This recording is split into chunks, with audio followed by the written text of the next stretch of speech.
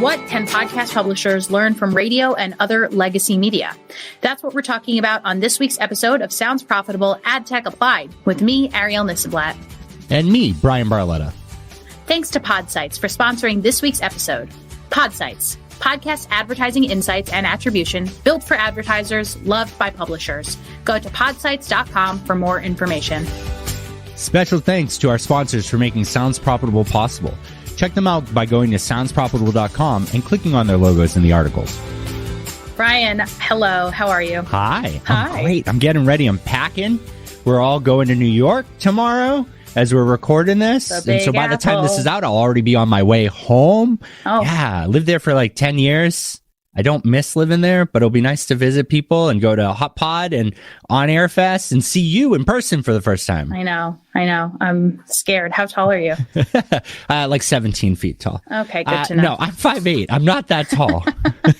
It's just a thing that we don't think about anymore, you know? Well, we say that. And then Shreya Sharma, who's one of the hosts on The Download now, we talk all the time. And she's just like, I'm very tall. Like, I think she's taller than me. So I'm really, I did not know so that's going to be really exciting. I don't think she'll be at this one. She'll be at Podcast Movement, but. Yeah, this is what I like about finally seeing people in real life. I would have never guessed that she was a tall person because it's a personality, you know?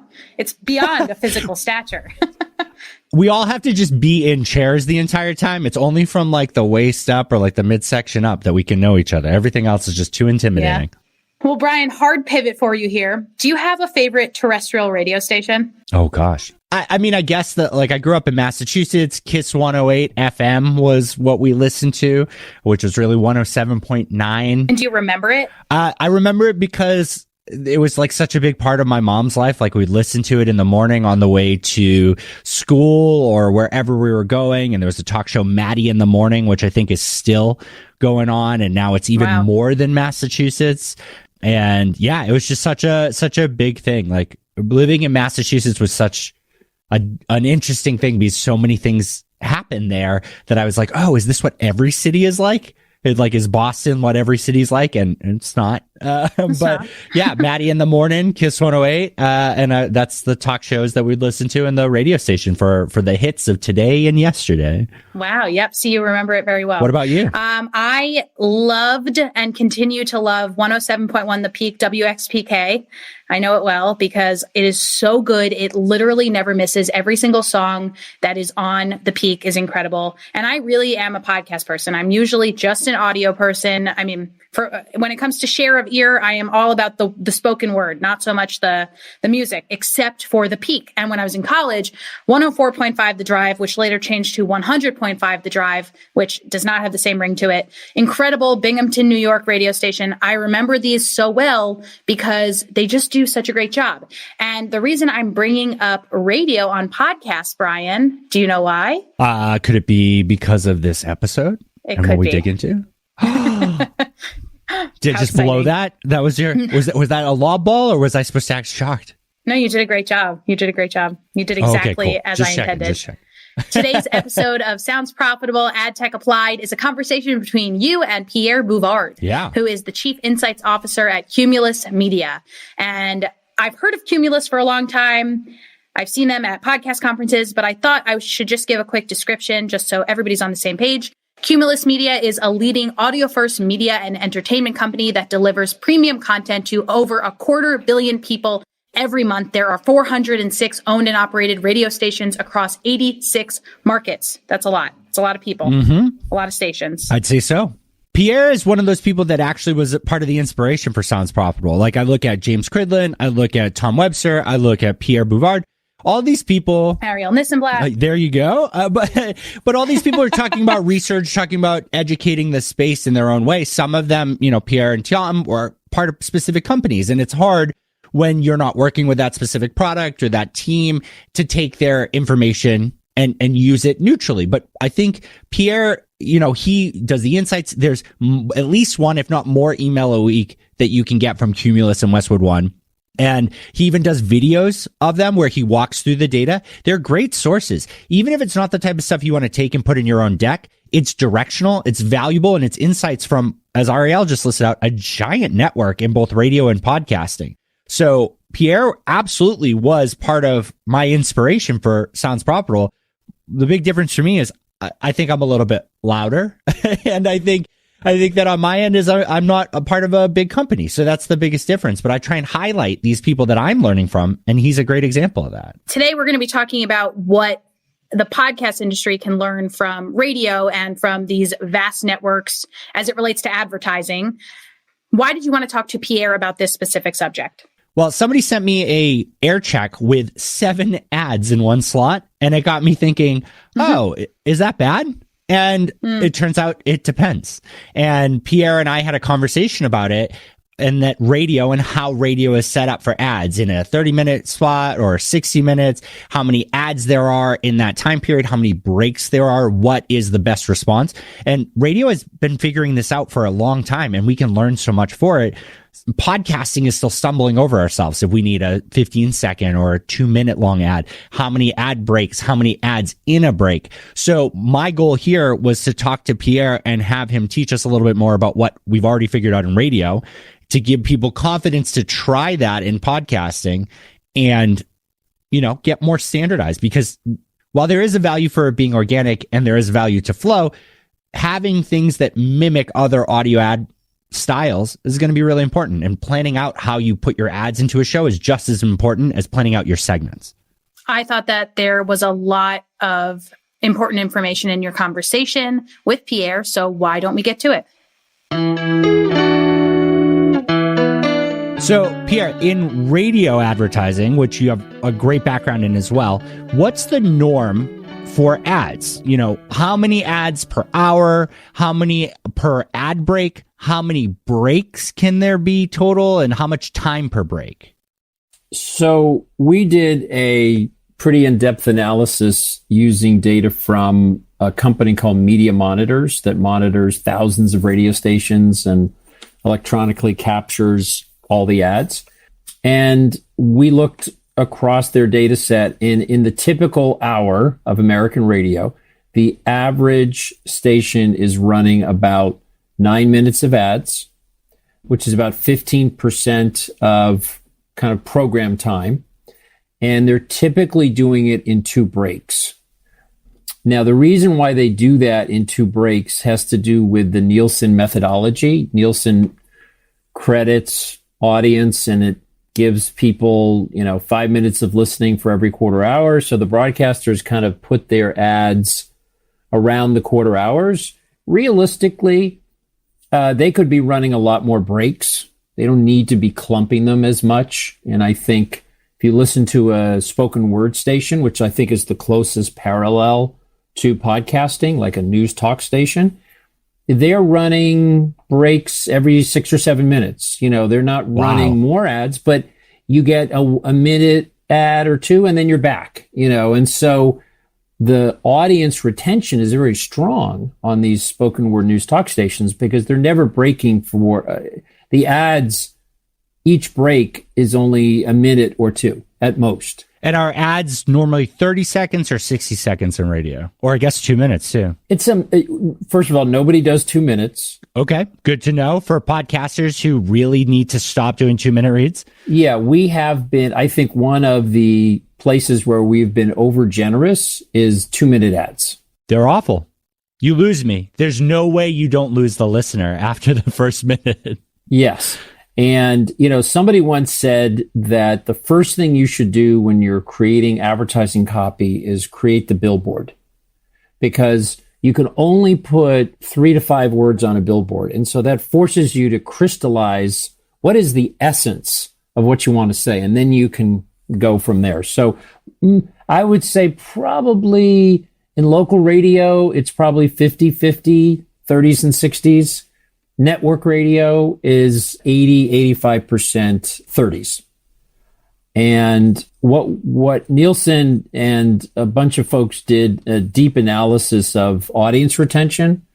How well does radio hold people through commercial break? And they studied like 62 million ads, looking at the minute by minute data from the portable meter. And it's about 93% of the lead-in audience is held through the average commercial break. Okay. So what's interesting about radio and podcast is we have the lowest levels of ad skipping of any media. We just did a study recently where we asked Americans, like, here's a whole bunch of media, which for each do you skip frequently, occasionally, rarely, never? The stuff that people skip the most, it's all digital.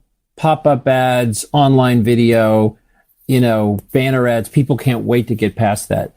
The ads with the least skipping, radio and podcasts. So we are brothers and sisters in the world of really holding on to folks and having them actually listen to the ads. Okay, so my first question here is, how do you skip a radio ad? Is that like walking away, changing the station? It's all of the above. So the Nielsen meter hears what you hear. So if you're in the car and the phone rings, you turn the radio down, that would be considered commercial avoidance. Or if you punch to another station. Interestingly, Nielsen looked at all of the channel changes, like when people change stations. And 2/3 of the time when there's a channel change, it's radio on or off. Gotcha. In other words, like, hey, I got to go to work. I got to turn off the radio. So there's much less commercial skipping than perceived when you look at the, when you look at the hard data. Okay. So we're talking 10 minutes, 9 or 10 minutes of ads. It's easy enough to say that most of them are going to be 30-second ads. So we're talking about up to 20 ads. You said about a 2 to 4.5 minute break, depending? No. So most stations are running those in 2 breaks. So if it's about 9 minutes of ads, it's about a 4 or 5 minute break. So we're talking, it could be 9 consecutive ads.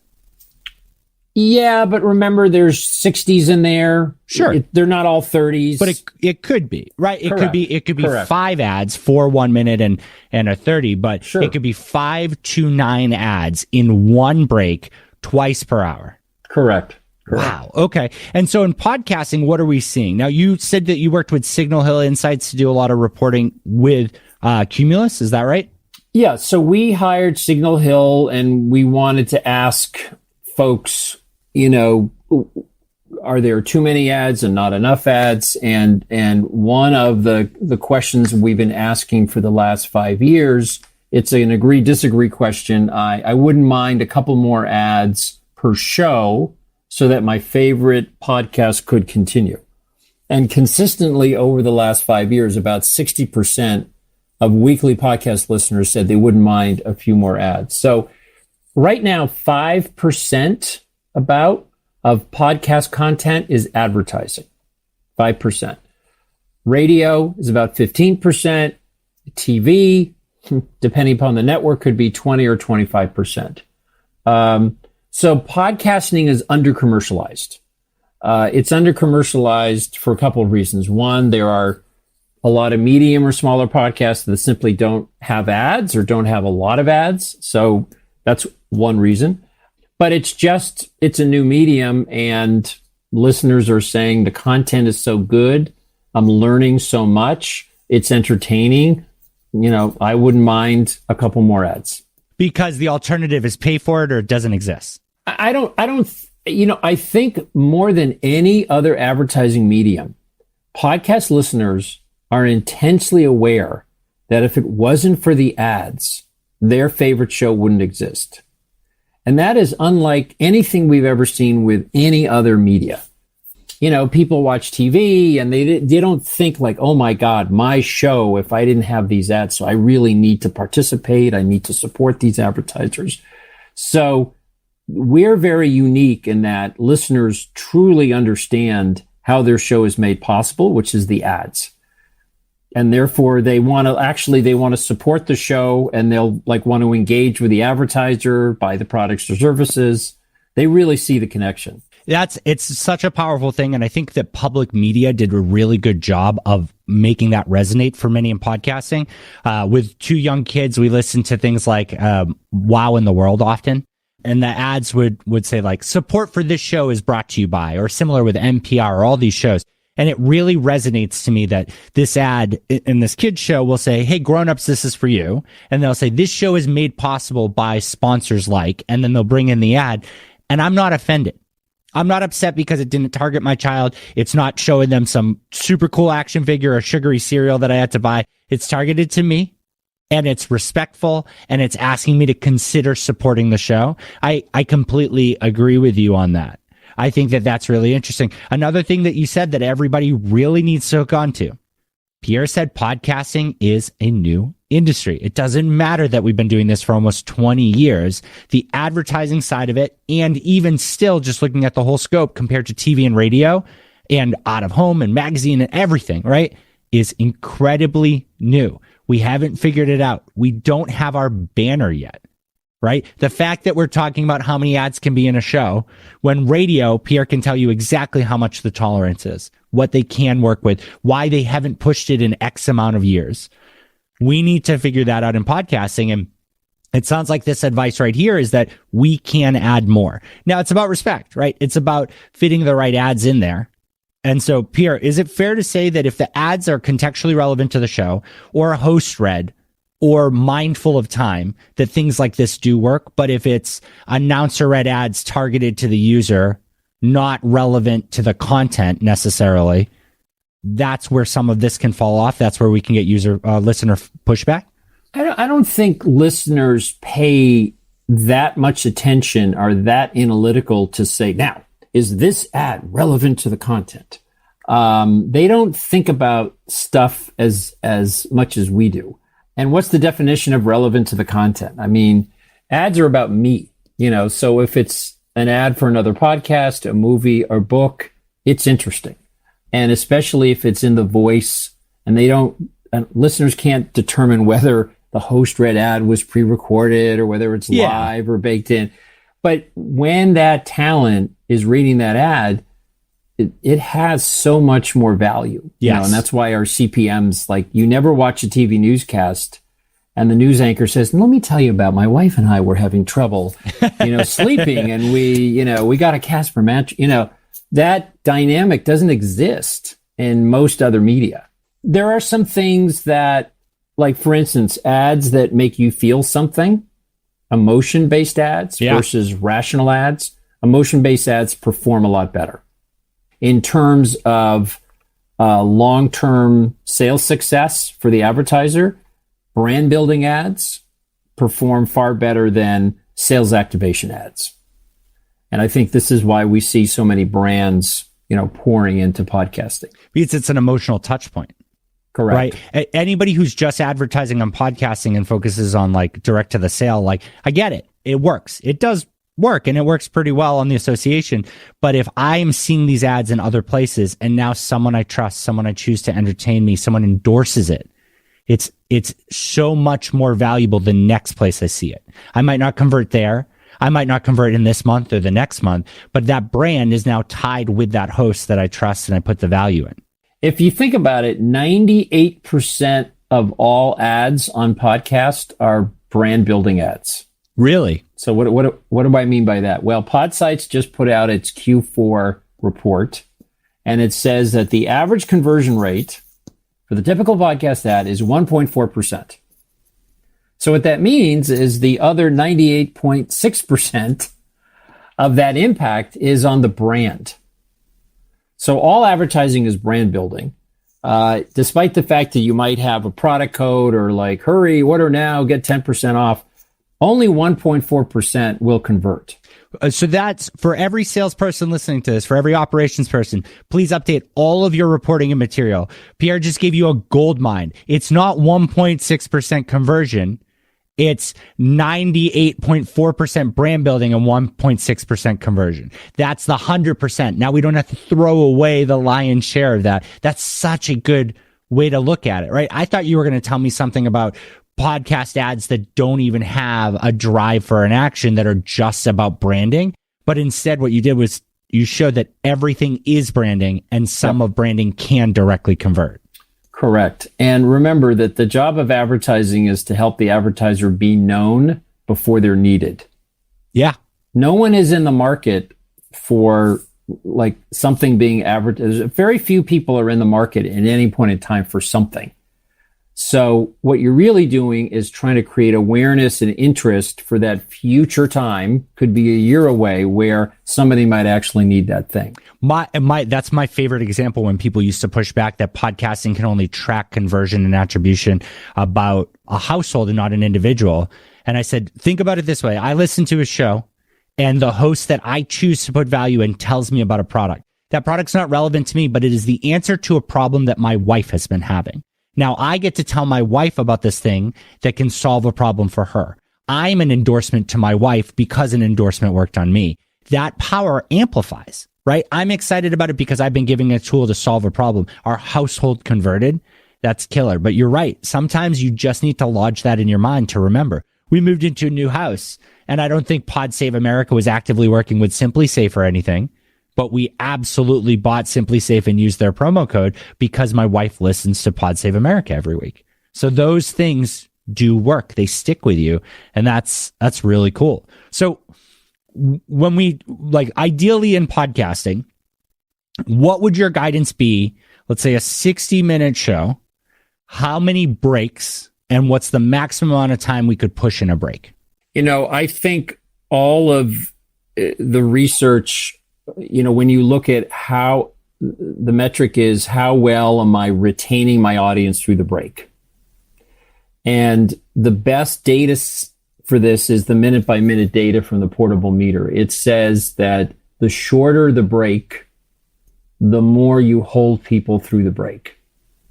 So using that hard data, it would suggest it's better to have more breaks, more commercial breaks, and have those, each break be of shorter duration.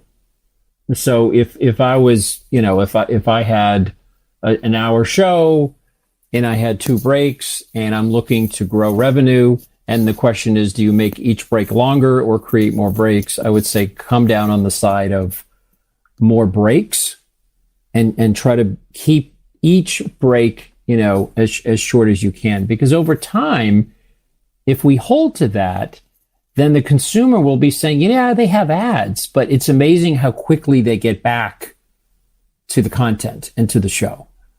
And I think the hard data from the meter in radio shows that it's better to have more frequent breaks and try to create each break, have to be as shorter as you can duration. Like the talk radio example you gave versus the 9 minutes broken into 2 spots. Yep, where you have very little, when you look at the meter data, there's very little switch away because it's fast enough that you might miss content if you do that. Correct. Gotcha. Okay. And do you think that an advertiser, if they're in a longer break, let's say there are 4 ads in there, how should advertisers feel about being ad 3 or 4 in a 4-ad break in podcasting today?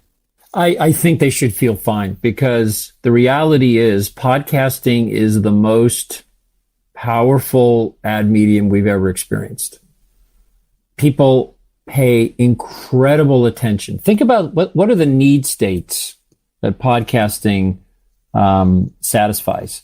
To be entertained, a lot of media do that. But then the next need state is to learn something. Yeah. How many other media is the need state satisfied to learn something? Most of it is just pass the time, be entertained.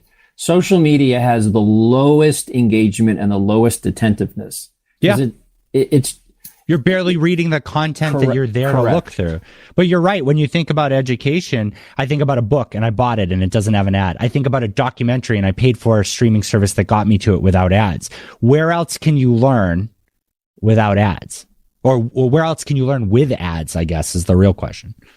So given all of that, if I'm the 4th ad in a podcast ad, I'm not concerned. Now, can we be more to the point? Can we be more brief? Yes. And one of the things I think historically, we were getting pages and pages of information for our poor host to say, okay, read all this stuff, and then you come up with something on your own. And I think that's laziness. I think our industry has to get back to copywriting. You can't expect a host that has, a bunch, 5, 10 live reads in a podcast to go through pages and pages of background material and then try to come up with a synthesized version for an ad. That's crazy. That's laziness. I agree with you. That's the biggest failure in podcasting right now, podcast advertising, is the lack of creative because of the fact that it's an afterthought. Here's some bullet points. The host is going to read it. We assume that the show failed if the ad didn't fail, but it's not the copy. It's not the creative. We're not A/B testing. We're not scripting things for them because we want it to be, and you guys can't see me making air quotes, organic. And that's a problem because that is not sustainable. Yeah, it's laziness on the part of the brand. Yeah. The reason why God created copywriters is to create well-crafted communication that communicates key attributes and does it in an entertaining manner. So bring on the copywriters. Do not send the hosts 7 pages of stuff that they're supposed to wade through, and give them a well-done piece of copy that they can then riff off of and inject their authenticity into it. Yeah, no, I agree with you there. Now, the last question I want to end with is this mindset that we're talking about. Like, you gave a little bit of a formula and people should test it. Will the appetites for advertising change if that becomes templatized? I can go buy radio now and I know what the talk radio format is, like you said, and I know the FM radio format, like you said. I know what to expect. 4.5 minutes of ads twice in an hour, or, every 5 or 10 minutes on talk radio. If podcasting starts to follow a format that's way more linear and not completely unique per show, but maybe we divide it into quartiles over an hour, will that make it more accessible? Will that lose any of its originality because we'll be forced to a format? Is that a direction we should be considering? I don't think we need to have a quote format. I mean, look at what the cable networks do with a movie. Like when they put a movie on like TNT, let's say it's a 2 or 3 hour movie. The first hour doesn't have a lot of commercial breaks. They're hooking you in. And then as you get deeper in the movie, there's more and more and more commercial breaks. So that's an approach. It could be to say, I got an hour show. I'm going to hook people.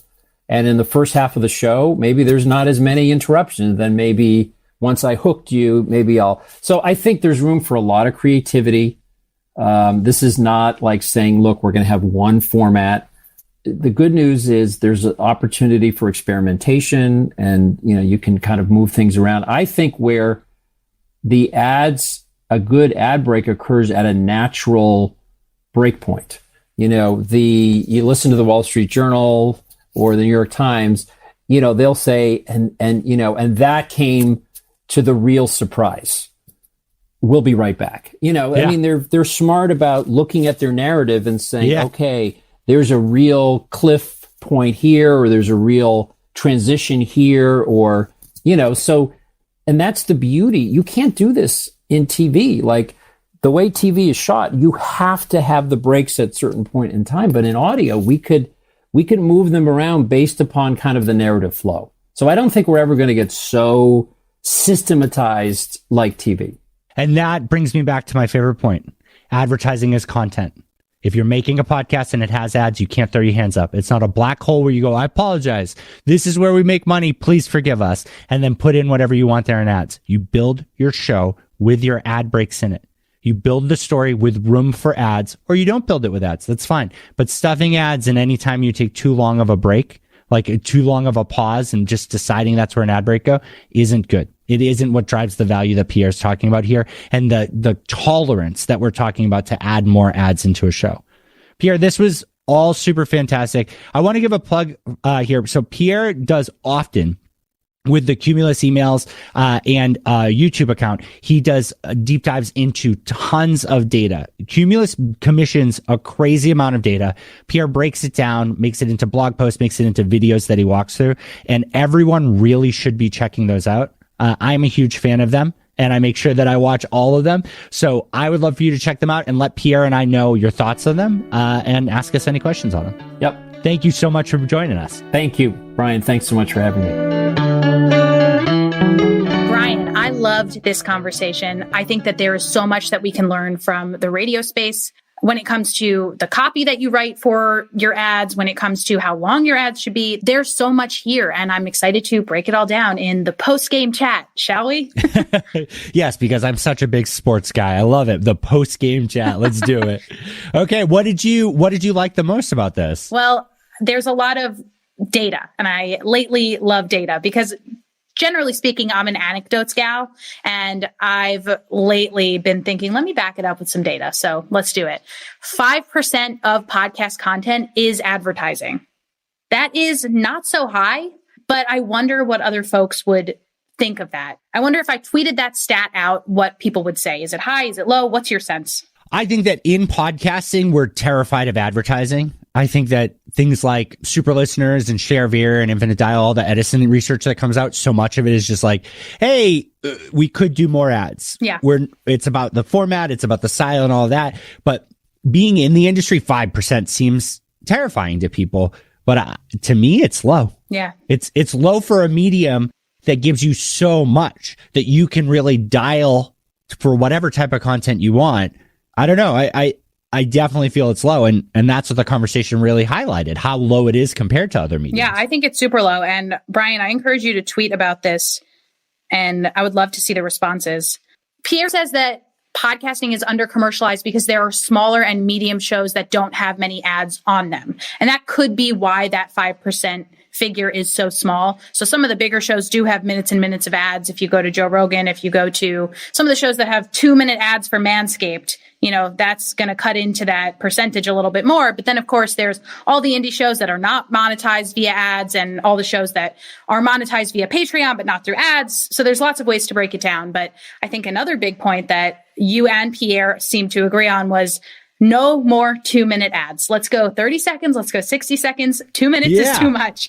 Yeah. There's just not much more you can say. Like, if the product takes that long to describe, this isn't a great format anyways. It's probably not a great product either. If that's your hook, if it takes 2 minutes to explain it. Or just bad ad copy. But what Pierre said there that really resonated the most with me was the billboard example, right? How few words you get. I was just going to bring that up. I love it, right? Why don't you dig into what you liked about that? Because that really resonated with me. I love this. Yes. Pierre said that when you're starting writing out copy for your ad for your product, you should think about what you would put on a billboard, because when you're writing a billboard, you can't have more than a few words on it. So what is the essence of what you want to say? Break it down and then write your ad copy based on that. Yeah. In the words of Kevin Malone, why waste time say lot word when few word do trick? Right? Very good. That's the truth of it. I mean, right. If you start with the smallest, most condensed thing that you can say and you allow it to organically build, it's gonna help. But realistically, I can see the value in a 60-second. I can see 90 sometimes. I think 2 minutes have to go. But I think 30 is smooth. I think 30 is almost unskippable. I think the amount of effort it takes to skip is really just a lot. When by the end of that 30 seconds, we're done. We're out of that content. I risk too much skipping. Yeah, I have to get my Face ID. I have to pick up my phone, make sure my Face ID actually logs me in. Or sometimes I don't, because sometimes the player is right then and there and I could just hit skip. But by the time you've done all that, 'tis over. Pierre also pointed out how few people were skipping, right? Like, the data that they got from the surveys and from the participants in this showed that the skipping, quote unquote, was really more focused around turning the car or the radio off, right? Changing a channel was more associated with turning the thing on and off than it was flipping around on different stations. Now, podcasting is different. You can't fast forward in radio. You can exit a show and play another one, but you bought into podcasting more than you bought into radio. You turn on radio and you listen to what's on and you pick a station and then you lean back. With podcasting, you're picking a specific show, right? We're not talking about turning on a channel, shuffling and saying, I like anything that comes here. You said, I want to listen to this content right now. So we got to assume that skips are going to stay low, especially if we respect people's time.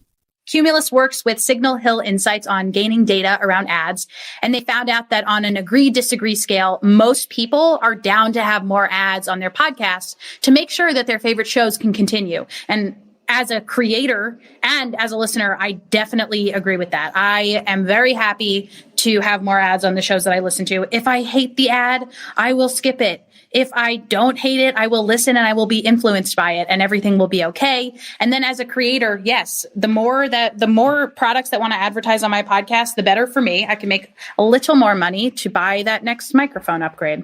Do we have to get you a new microphone? No. No, Folks, but it's true. I mean, I think it sounds okay, but we'll probably get you a new one soon. They're fun gadgets. But no, I mean, look, I as a giant nerd, I've been listening to Dungeons and Daddies, as I like to say, not a BDSM podcast. It's about dads in a Dungeons and Dragons world. And their ads are long. Some of their ads are very long and they go on for a while, but I listened to it the first time. And even as I'm binging it and it's the same ad over and over again, I still listen. I check what the advertiser is. Then I skip if it's the same copy. If it's different copy, it's exciting because it is content, right? Yep. It can still be entertaining if it's an ad, but I want them to succeed. So the more I skip personally, the more I'm interested in their Patreon. Do they have an ad-free version or anything like that? Can I tip them if I feel bad about it? I don't know. I think ad engagement is really easy. I think it's really easy to keep people from skipping ads and keep them listening, even if they're binging, even if they hear 10 impressions, as long as it's different copy, as long as it's fresh, as long as it's exciting, as long as it's not 2 minutes long. I wanted to reiterate this really important note that Pierre brought up and you really echoed. And one more time from me, salespeople, please update all of your reporting material. It's not that ads have a 1.6 conversion rate. It's that brand building is the goal. And then there's also a 1.6 conversion rate. 98.4% of advertising is brand building. And then there is some conversion built into that. And that's great. But for the most part, it's about getting your product out there. I really love this line. The job of advertising is to help a brand or a product be known before it is needed. That was so smart. And it's so funny because at Claritas, when I worked on the attribution side, we'd have to defend that. And, anything over a 0.5% conversion rate in most media is considered pretty solid. So when people would look at these and say, why couldn't it be higher? Why isn't it better? It would be real tough. It'd be real tough trying to figure out the story and the narrative. Pierre, in one sentence, blew my mind. If I could shoot that one sentence back in time 7 years, my life probably would have been significantly easier. And that's really something that I need to echo to this space. We absolutely have to be educated on these things and hold the lines on these things. That piece of information right there is accurate. It is a powerful tool for telling a story with your advertisers, with your inventory, with your campaign strategy. And it's something we really need to consider because even if it doesn't convert, you're very likely not the only place they're running ads. It adds to the overall brand recognition that will eventually drive conversions. So after this conversation, after learning from Pierre about radio, both music stations and talk stations, how will podcasting learn from different ad formats? My hope is that we take this to heart. My hope is that some of the major radio networks that are in podcasting as well use that and apply that logic into podcasting. I think probably many of them do, but we probably have to peel back those 2-minute ads. And I think that the smaller companies should explore that. Smaller publishers should feel comfortable exploring that. I think figuring out your strategy is important, but building that template, providing it to your editors and producers to make sure that your shows are built around these ad break mindsets is really where that success is going to come from. And I think it's also about testing different ad formats. Pierre brought up at the beginning, or you talked for a while about how some commercial radio stations will have 9 minutes of ads throughout 1 hour, and those will be broken up sometimes at the 15-minute mark. Who's to say podcasts would not be successful doing that? We don't really know because we don't hear it very often. So let's hope that podcasters try out different ad breaks at natural breakpoints. And one of my favorite things that has been recurring throughout this podcast is that advertising is content. Publishers should treat it like content. Build your show with your ads in mind. Make sure that they're not an afterthought. Hey, listeners, what do you think about the show? We want to hear from you. Please reach out if you have any questions or comments. We're on Twitter at SoundsProfNews, at Bryan Barletta, or at Ari This and That. And if you want to send us an email, that's podcast@soundsprofitable.com. This show is recorded with Squadcast, the best place to record studio quality audio and video for content creators. I use Squadcast for every single interview and product deep dive, and I encourage you to check it out as well. If you go to squadcast.fm for a free 7-day trial, let me know what you think. Do you want more from Sounds Profitable? We have 2 more podcasts that you can explore. First up is Sounds Profitable, the narrated articles. And next, The Download, our podcast about the business of podcasting. You can find links to them in the episode description. Thank you to Evo Terra and Ian Powell for their help on this episode.